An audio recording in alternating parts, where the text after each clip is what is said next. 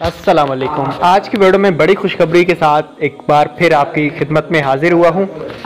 Ramzan निगहबान ration programme में अहल होने के लिए PSER की रजिस्ट्रेशन ज़रूरी होती है और PSER की रजिस्ट्रेशन की जो तारीख है उसको मज़ीद हुकूमत ने बढ़ा दिया है। अब कितनी डेट बढ़ा दी गई है? 16 मार्च सन 2025 तक कर दी गई है। ये बड़ी अपडेट्स आई हैं।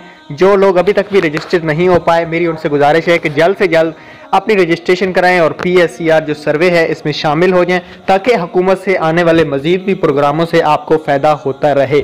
उम्मीद है आपको वीडियो पसंद आई होगी। Thanks for watching.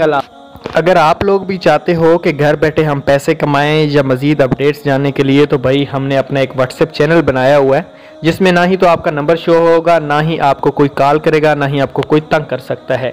इसमें भी हम सबसे पहले अपडेट देते रहते हैं, तो मेरी आपसे ज़रूर गुजारिश होगी कि इसको भी आप लाजमी से फॉलो कीजिएगा, हमारे साथ जुड़ के रहें। जो भी प्रोग्राम आएगा सबसे पहले उसकी रजिस्ट्रेशन और तरीकाकार आपके साथ शेयर करेंगे। अल्लाह हाफ़िज़।